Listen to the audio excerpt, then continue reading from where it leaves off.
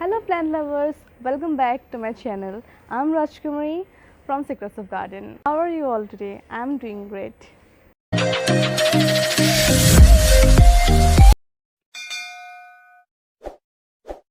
So I really was waiting for this, view so that this rain stops and I can show you how amazing it looks when it gets rain. And flowers, plants glow differently when it gets rain. And after the rainfall, I just wanted to show you the, uh, you know, happy flowers, my plants, baby plants.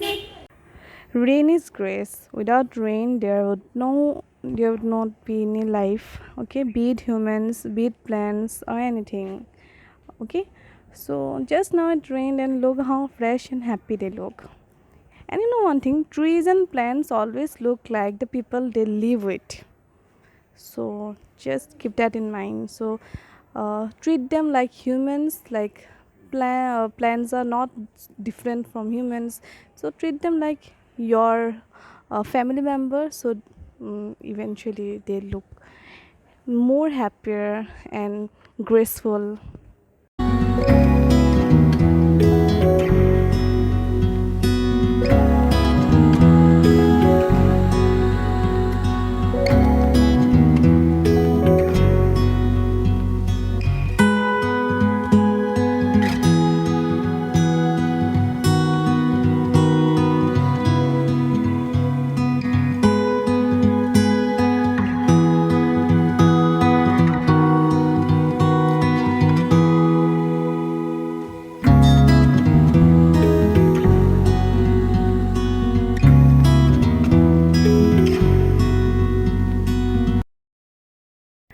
So in this video I'll show you my Glonema plants and Dieffenbachia, okay, together.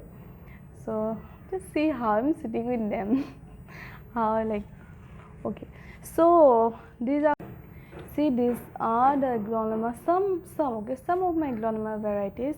I have many more. If you want, then I'll share that under variants very soon in my videos. So just have a look at them.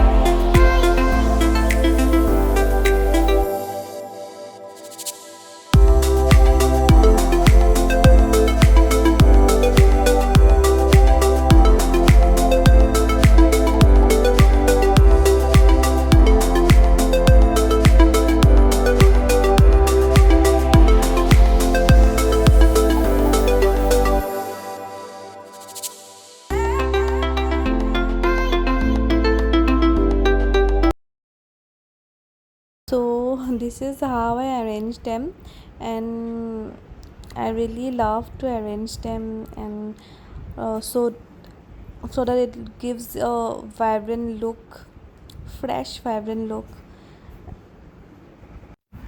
And I think every room looks better with something living and a bit of greenery, right? So that what I managed to do here.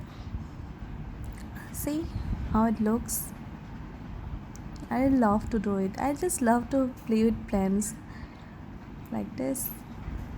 Whether it you're inside or outside, you just need to play with them to look more gorgeous.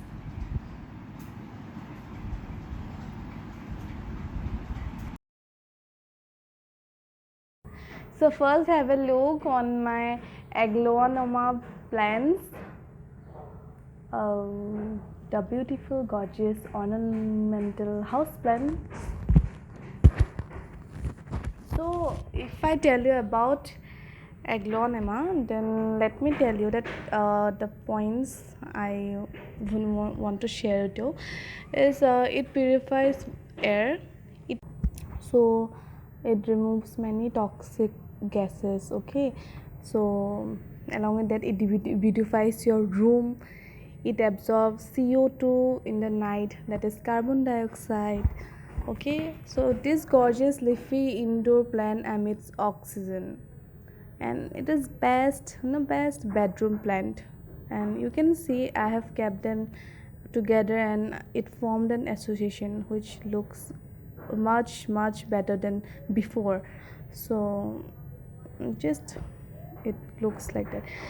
So it is a great oxygen producing house plant. Okay, so if you want to know about the care of the Aglaonema plant, so in case of light, it prefers bright indirect light, but can adapt to low light also. Okay, so in case of watering the Aglaonema, water them when the top 50% of the soil is dry, but don't over water it. Okay, your Aglaonema should not sit in, you know, water for a long time, otherwise it doesn't survive. So Aglaonema, interestingly, this plant can survive in a low humidity environment, but it will thrive with a higher humidity level. So be careful with that.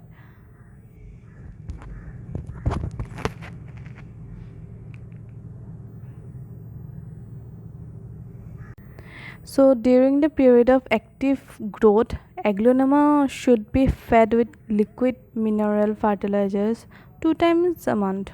Okay, so do not feed the plant in winter. It is not needed. Want to know about the propagation method? So Aglaonema propagates by seeds, cutting, and the separation of daughter plants. In fact, Aglaonema is difficult to propagate as it grows slowly. Okay, so keep this in mind.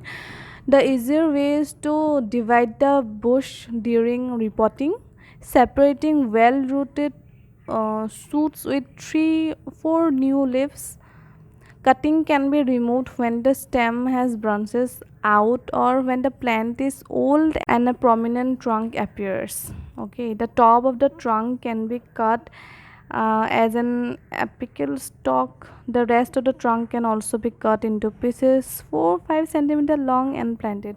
I'll show you the propagation method soon in my video, how I propagate and how I repotting the plants and mixing the soil, how I mix them. So I'll show you very soon. So this all for today for Aglaonema. So this is Dieffenbachia. So look at the leaves, how differently and the designs of the leaves are. So Dieffenbachia grows best with soil that's not overly moist. Hold off on watering the plant until the top 2 inches of the soil are dry.